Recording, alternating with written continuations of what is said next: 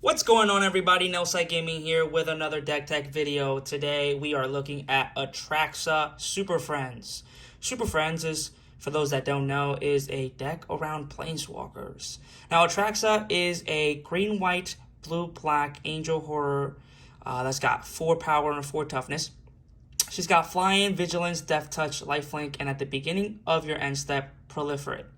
So Proliferate here is going to be one of the most important mechanics in helping out our Planeswalkers get up there in terms of loyalty points and ultimate their abilities for us to get the bigger payoff here. So Proliferate says choose any number of target permanents and or players, then give each another counter of each kind already there.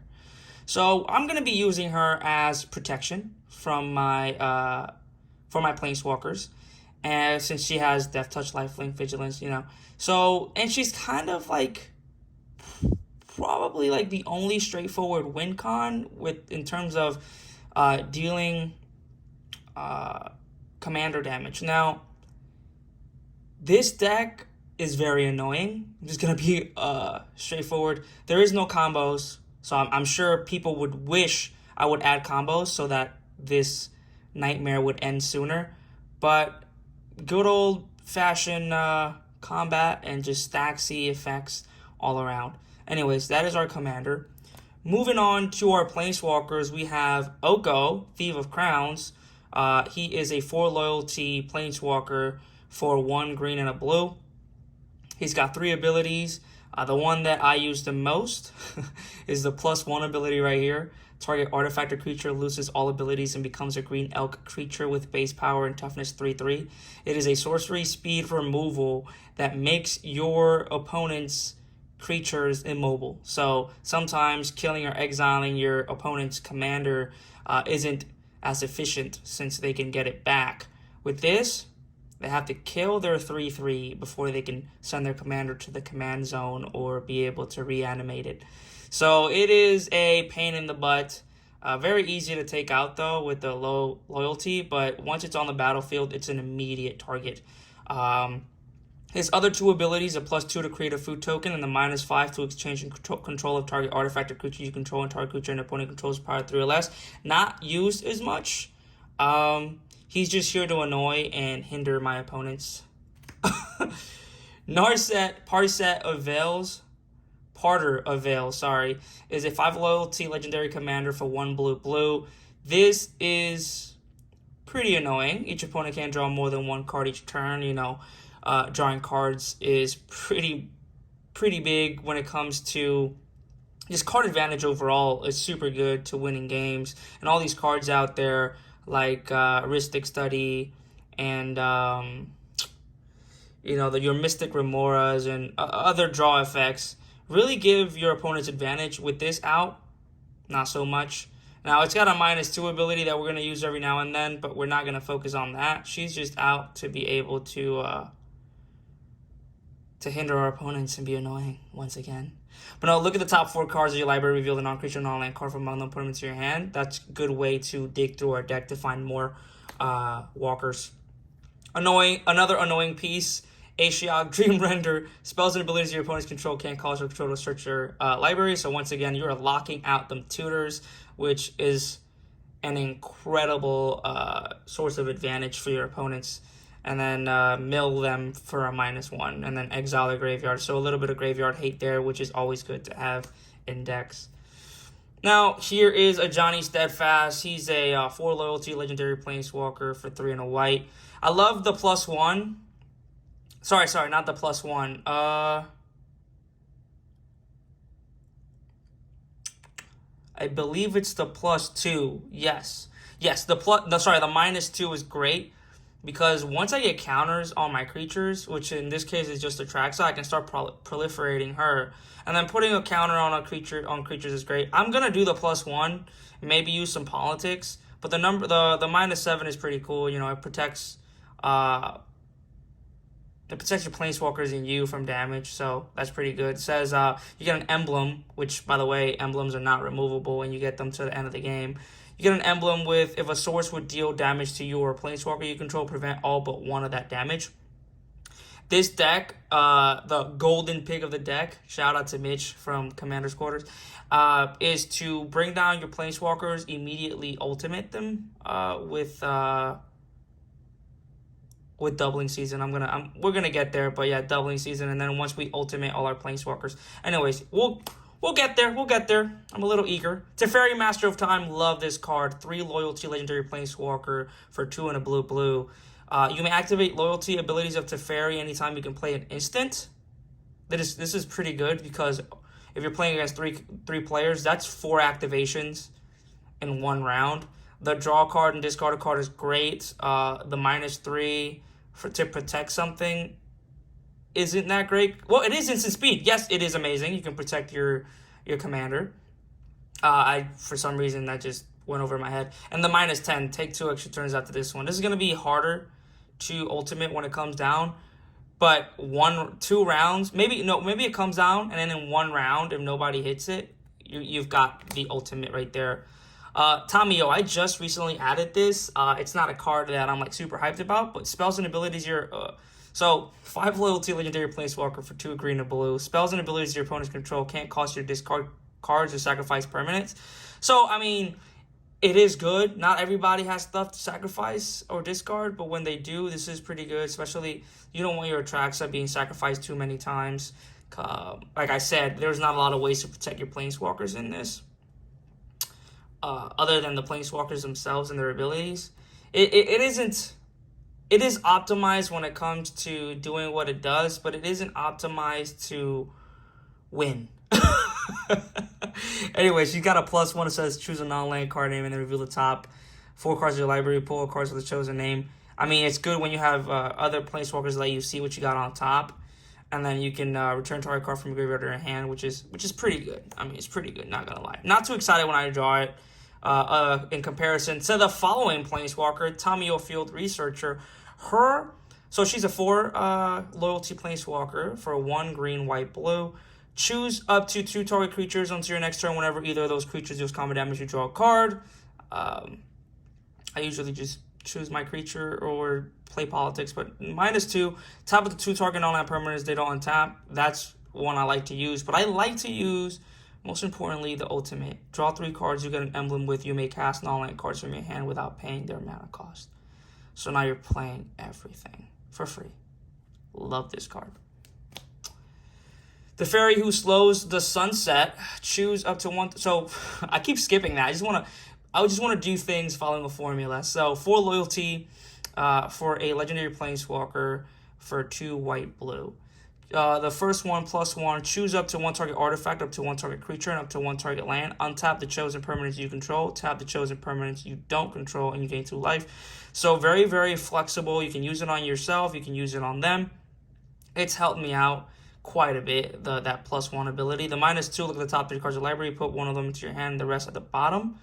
A little bit of card advantage there. But most importantly, you get an emblem with untap all permanents you control during each opponent's untap step, and you draw a card during each opponent's draw step for -7 loyalty, which is pretty good early on in the game. So if we can manage to get Doubling Season and this out, or Vorinclex out, that is pretty freaking good.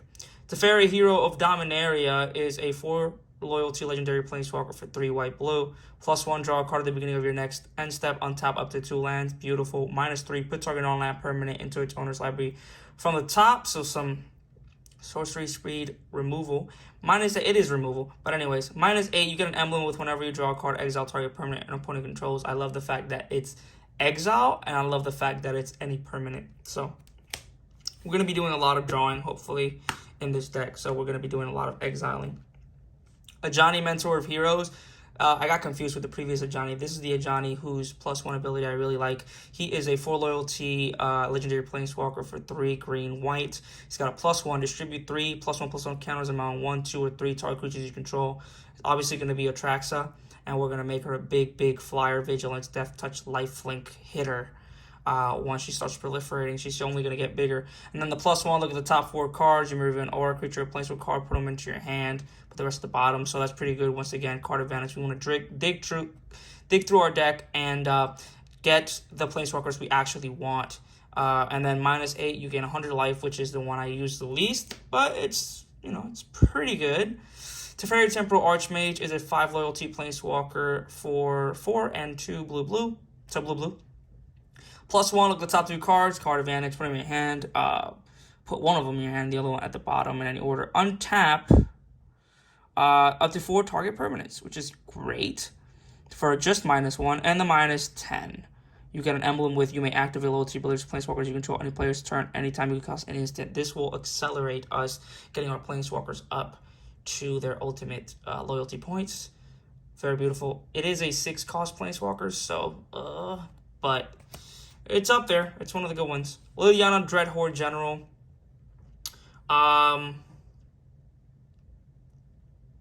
6 loyalty legendary planeswalker for 4 black. Okay, the reason why I go, whenever a creature you control dies, draw a card. I don't have that many creatures in this. I do know why this is in here. As a matter of fact, I don't. I think this has to go. I'm looking at it now. Oh, yes. Just for the +1 to create 2/2 black zombie creatures, I think. And just I honestly have no idea why I added this on here. Maybe because it was nice and foily, but the -9 is cool if I can follow it up with a Teferi's Protection, I think, which is in this deck. But up to that, by maintaining priority to the ability on the stack. So just in case anybody was wondering how I did that. Anyways, I don't know. That might leave. Soren Markov's +2 is awesome. So he pumps up and gets up there fast. His -3 is great, especially since we don't have many ways to beat our opponents. So bringing them down to 10 is pretty good. If you're only bringing down one of them, but you're gonna bring down the most powerful one and hopefully take him out in one swing as soon as he comes down. The -7, you control target player during that player's turn. I've had so many people scoop over that, and I don't blame them. Yeah, you control somebody else, and yeah, that gives you a huge advantage, and I love the art. Vraska Relic Seeker, so she is a, and I forgot to do the whole, anyways, we're moving on, you guys see it. Well, she's a 6 loyalty legendary planeswalker for 4 black and a green. Her +2 makes some beautiful blockers. Her -3 destroys target artifact, creature, or enchantment, and create a treasure. And her -10, target player's life total becomes 1. So once again, I do that in order to be able to swing in with Atraxa for the win. Ugin's probably one of the best, if not the best, planeswalker in this deck.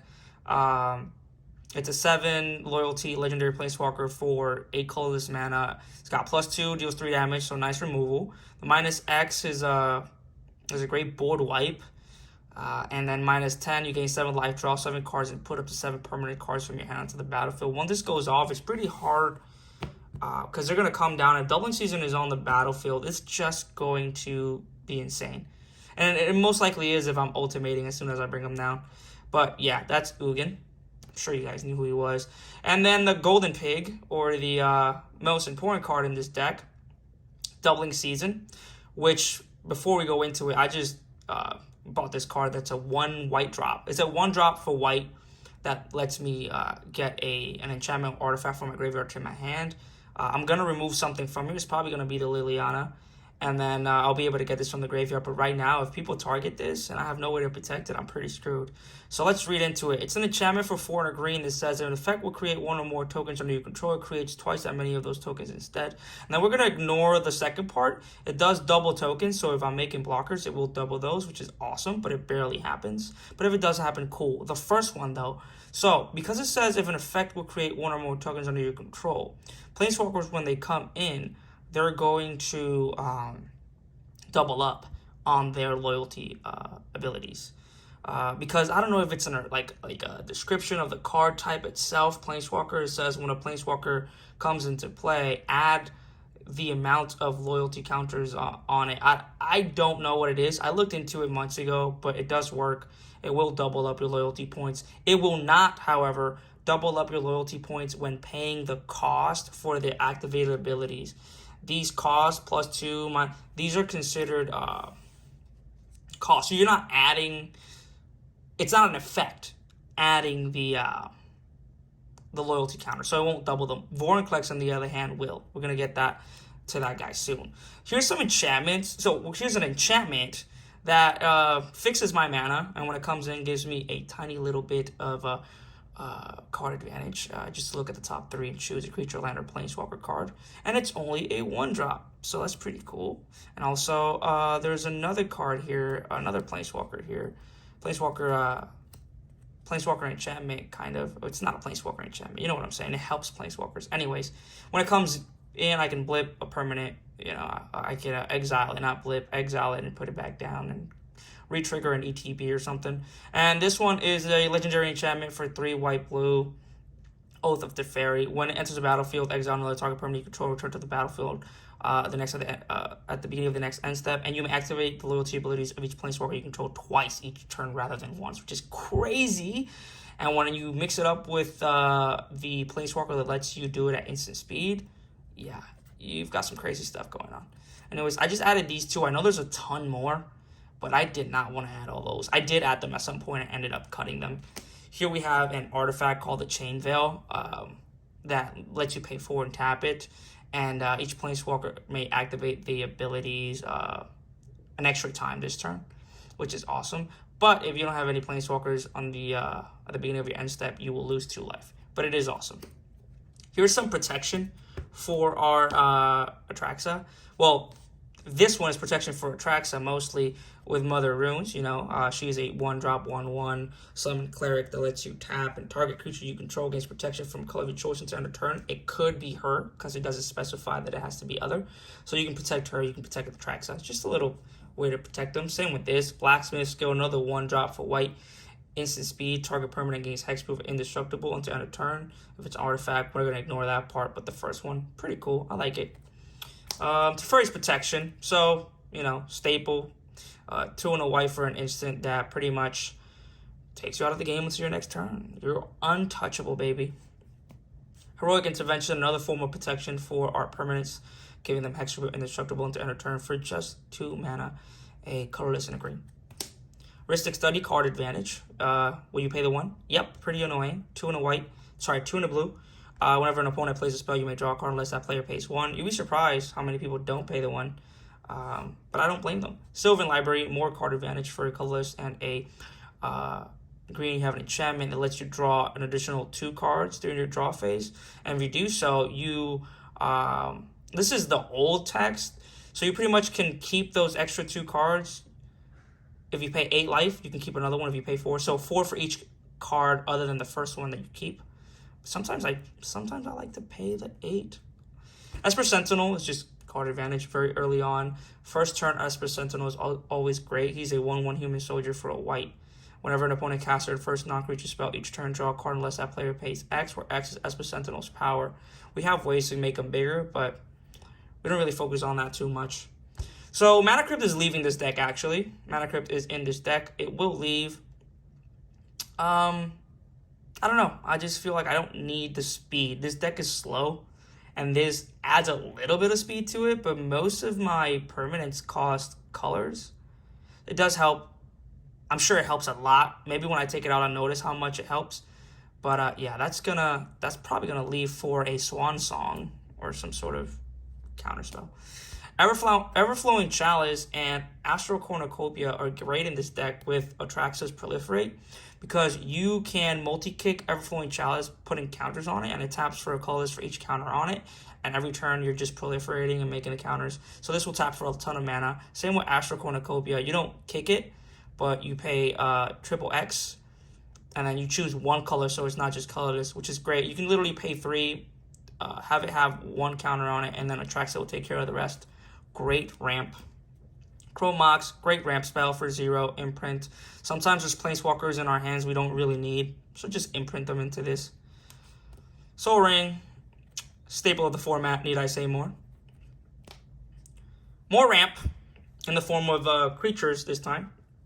Noble Hierarch, she is a 0/1 human druid for green that taps for green, white, or blue. Birds of Paradise is a 0/1 bird for green that taps for any 1 mana of any color to your mana pool. Elves of the Shadow is another 1/1 elf druid. Not another, but another mana drop, another mana dork. 1/1 Elf Druid for... I'm not tired. I swear. 1/1 Elf Druid for a green, taps for a black mana and deals 1 damage to you.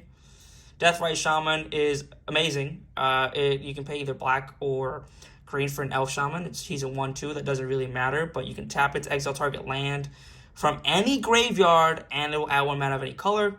You can tap a black and tap it to exile instant or sorcery card from a graveyard. Your opponent loses 2 life. You can tap a green and tap it, exile target permanent card from a graveyard. You gain 2 life. So graveyard hate, always great. You don't want your opponents reanimating or getting their big spells from their graveyard. Bloom Tender in this deck is great. Not as great as in a 5-color deck, but 4 colors is still good. She or he or they them is a 1/1 Elf Druid that you pay a colorless and a green. You can tap it for each color among permanents you control. Add 1 mana of them. Add 1 mana of that color to your mana pool. So you have Atraxa out, taps for 4. If you have 4 colors among permanents you control, you tap them for 4. Lotus Cobra is great because we do have like 6 fetches in here. So that's pretty cool. Just a 2/1 snake for 1 on a green that says landfall whenever a land enters the battlefield under your control, add 1 mana of any color. So this is pretty cool. Felwar Stone, just a 2-drop mana rock that gives you a mana that any opponent's lands can produce. Arcane Signet, one of the best 2-drop spells in the format. 2-drop ramp spells, that is. Nature's Lore, some untap ramp goodness, search your library for any forest and put it directly into play, which is awesome. 3 visits, same thing. Literally the same thing. Sky Shroud Claim, same thing, cost double, makes you look for 2 forest cards instead. Untapped, all that is untapped, which is awesome. Smothering Tithe, I just bought the borderless foil for this, can't wait for it to come in. I'm going to send this bad boy over to my Merkle Lord of the Bones deck. Yeah, every time your opponents draw cards, you're going to be making some treasures and making this deck move a lot faster. So it's an enchantment for 3 and white, just in case anybody was wondering. So we have some tutors here. We have Empiric Tutor. You guys all know what that does. Pay 2 life, get a card, any card, do not reveal it, put it on top of your library. Instant speed, so do it at somebody's end step preferably. Enlightened Tutor, same thing, but you have to reveal what you're looking for because you can only look for an artifact or enchantment. You don't have to pay the 2 life though, so woo! Guess what we're looking for with this? You got it, Doubling Season. Demonic Tutor, best tutor in the format. I don't care what anybody says. Colorless and a black for a sorcery. Search your library for a card, put that card into your hand. Any card, do not reveal, do not tell anybody what you have in your hand. Here's some tutor in the form of creatures. Arena Rector, it's a 1/2 human cleric for 3 and a white. When it dies, you may exile it. If you do, search your library for a planeswalker card and put it into your battlefield. Ugin, where are you? Arena Rector's here. She'll get you. Academy Rector is a 3 and a white that does almost the same thing. It's a 1/2 human cleric. When it dies, you may remove it from the game, aka exile, and if you do, search your library for an enchantment. What are we getting, boys and girls? Doubling Season. Doubling Season. Anyways, here we have another tutor, kind of, in the form of, well, it is. There's a lot of legendaries in this deck, guys. So you get a 2/2 legendary creature for 2 green and a white. You can tap it, search your library for a legendary card, reveal it, put it into your hand, and shuffle. So yeah, we got some tutors, and now we got some removal. Deadly Relic, free removal if you control your commander. These free spells, I know, guys. I know you guys don't like them, but they're so good. Moving on. Swords to Plowshares. I'd rather give them life than give them lands. So that's why Path of Exile is not here. But yeah, some good removal. I must be a liar. I did lie. I guess Path to Exile is here. I might change this out for Anguish Unmaking if it's not here already. Pongify. One of the best removals in blue. There's another removal that I'm going to add here coming up. But yeah, destroy target creature, 3/3. Best creature removal, of course. Assassin's Trophy, best permanent removal in the entire format, in my opinion. Black and a green for an instant destroys target permanent, and they can get a land. I know what I said about lands, guys. I take it back. Beast Within, permanent removal, get them a 3/3. Yep, best in the game for just 2 and a green. Generous Gift, same exact thing, except instead of a beast, you're giving them an elephant, and it's 2 and a white. So, yes, nice foily. Cyclonic Rift, need I say more? You overload it every single time, unless you absolutely need to just use the regular one. But yeah, one-sided board wipe, what can I say? Vanquish the Horde. Love this card, especially since everybody's going to have creatures, right? So it costs 1 less. Yeah, I'm usually paying 2 white for this. And destroy all creatures. Farewell. Probably the best board wipe in the game.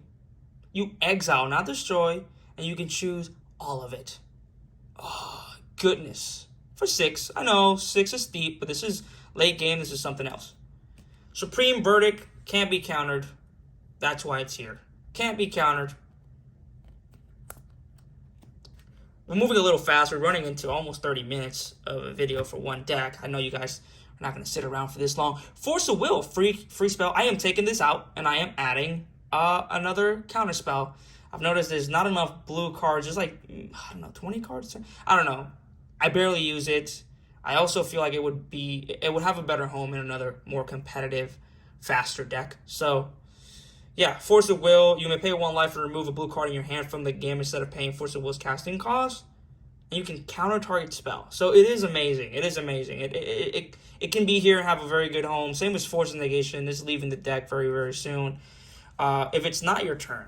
So there it gives you a condition. You may do the same thing. Exile a blue card from your hand. And it's free. But it's a non-creature spell. So not as good, but still amazing. Here is a Fierce Guardianship. This is a proxy. I just ordered the card itself. It's 2 and a blue, but if you control your commander, it's a free counter spell and counters any target non-creature spell. An offer you can't refuse. Probably one of my best and favorite counter spells now. I don't care about giving you 2 treasures. I want to counter that Cyclonic Rift. I want to counter that Damnation. I want to counter that extra turn spell you just played. Take the 2 treasures. I have an offer you can refuse.